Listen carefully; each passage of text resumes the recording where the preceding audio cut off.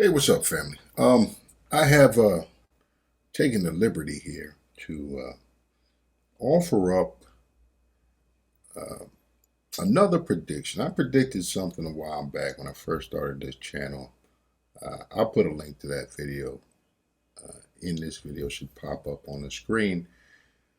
But I predicted that vaccines were going to become mandatory, and I just knew that based upon the language that was being used.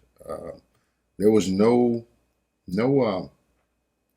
thought being paid to whether or not somebody would want to have vaccine. It was just the numbers that they were putting out was everyone. So it was easy to see where this was going to go. But why do I bring that up? I bring that up because there's two things going on in this country that politicians are pushing for, and I think a lot of people, the majority of people, don't understand where this is going. So let me drop what I see, my take on this. You've got two different things going on. You've got gun control. It's a big issue, right? And you got people who are. It's a highly polarized issue. And then you also have police reform. It's pretty interesting the way the game is being played. But let me lay out what I see happening here. And if things don't change, what I predict is the outcome is going to be in the future. I'm already at batting 100. I already predicted the thing about the vaccines, and it came true. So mark down this video, uh, save it, whatever you need to do, so that you can look back on this and say that, you know what, um, he told me that this was what's going to happen. And it's not going to happen overnight. It's very subtle. But I'll tell you, you see the results of what's happening right now. You see it on TV. You see it when you watch movies. You see all the storylines.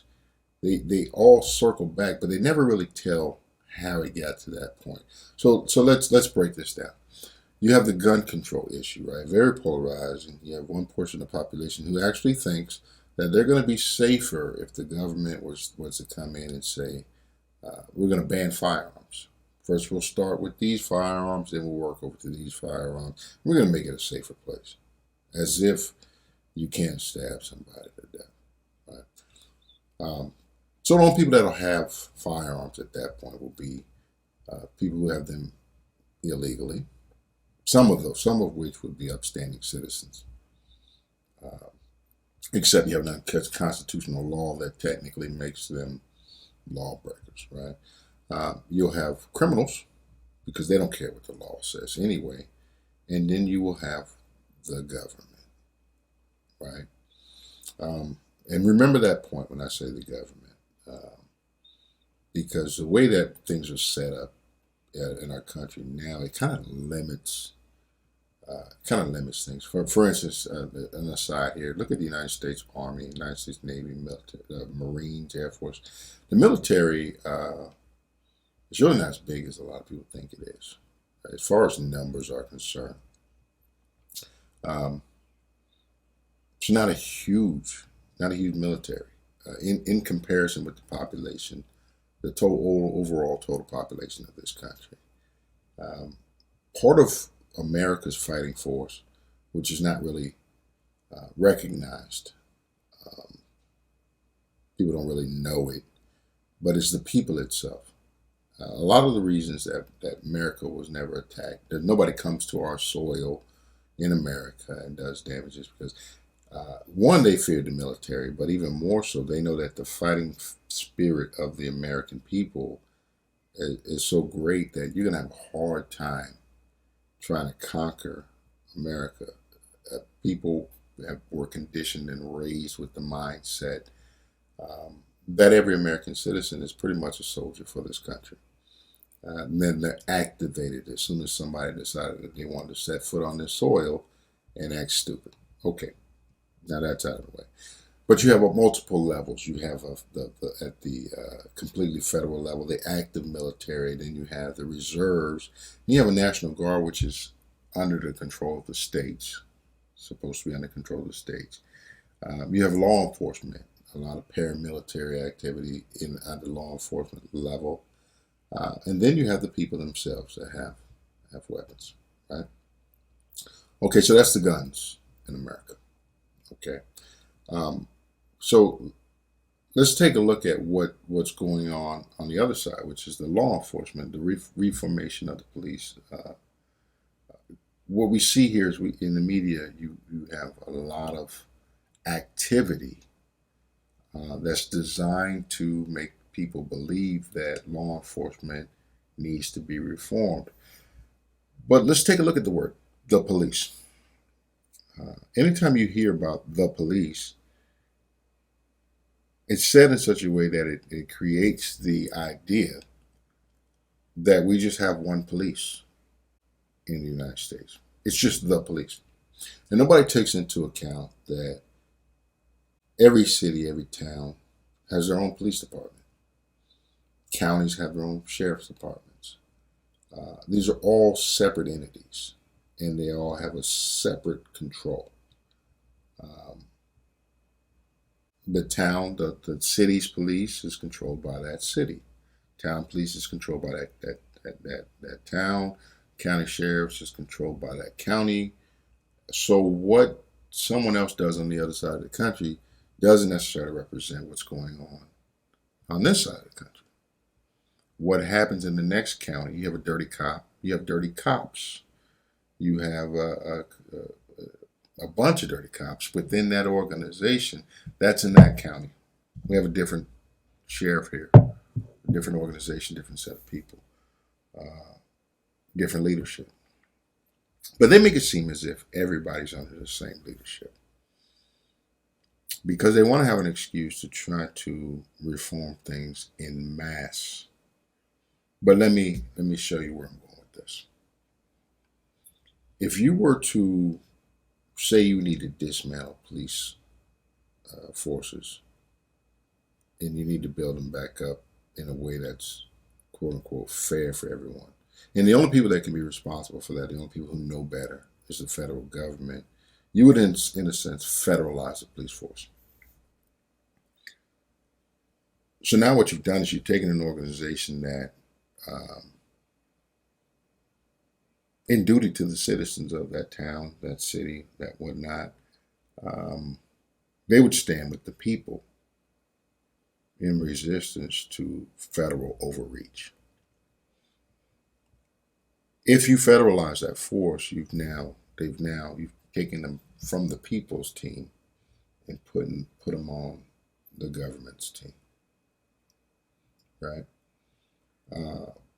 You had a reduction in active military service, but it changed the nature of the way that the reserve components and even the National Guards interact with the active duty forces, to the extent where essentially you taking these assets that were there for the people in emergency situations and you're federalizing them as well.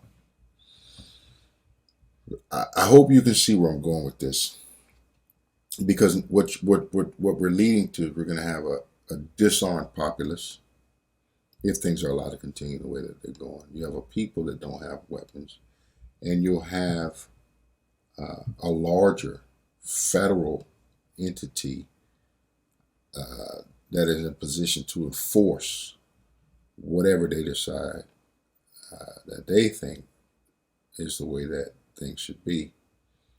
And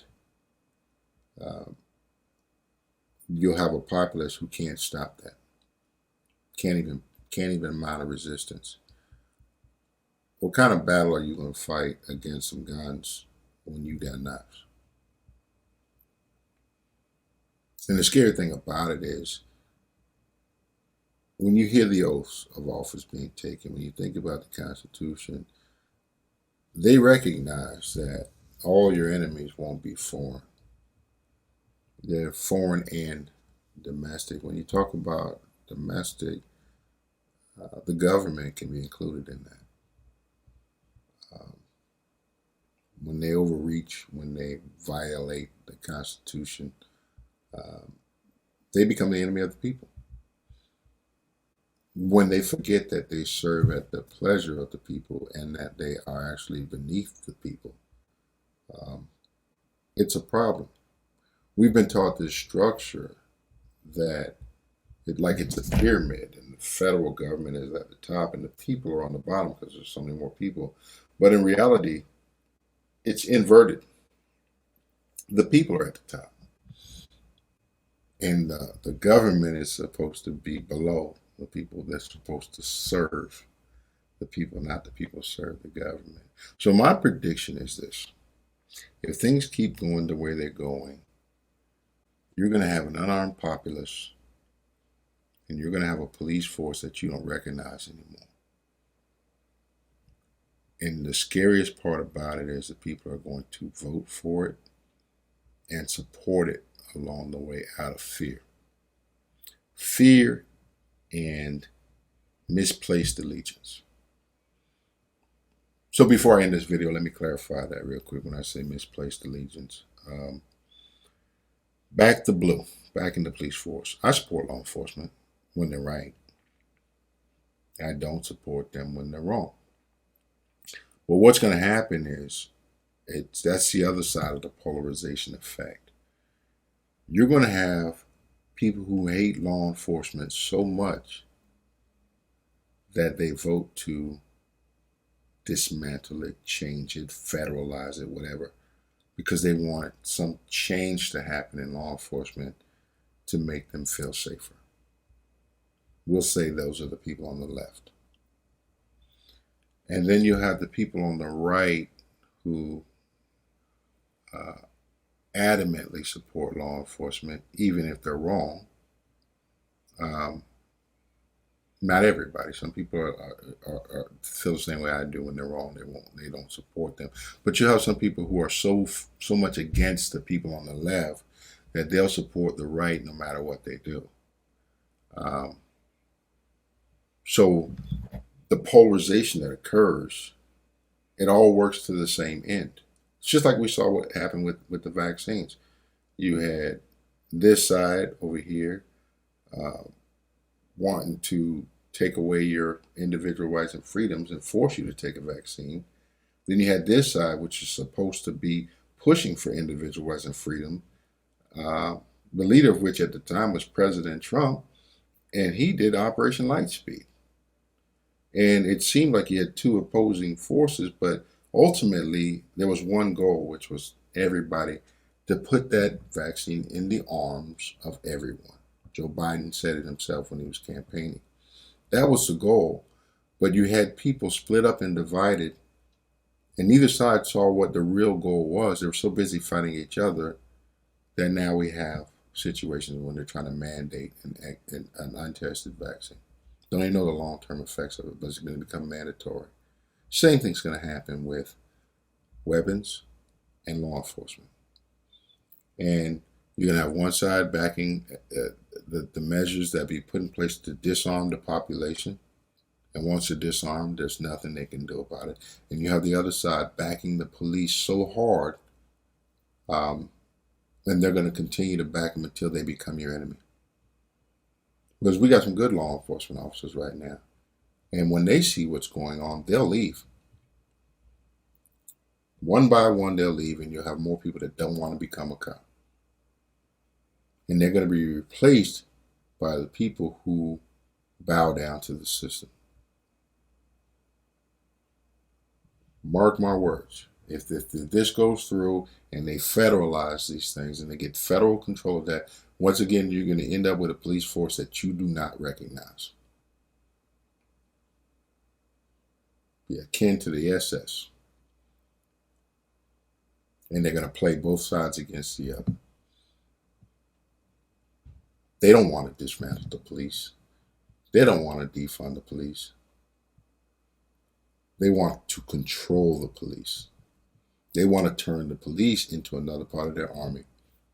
And then one day, the blue that you back, you're going to find that they don't wear blue, they wear black. If you notice that, and back in the black, you're going to back them until they come knocking on your door, trampling on your rights and your freedoms. If it doesn't stop now, it's not going to get stopped. That's my prediction. I hate to be the bearer of bad news and doom and gloom and everything like that. But let me know what your thoughts are. And then make sure you save this video and pay attention to what happens in the news, and you'll see it happening. You'll see it coming. But on that note, guys, take care. Let me know your thoughts. Peace.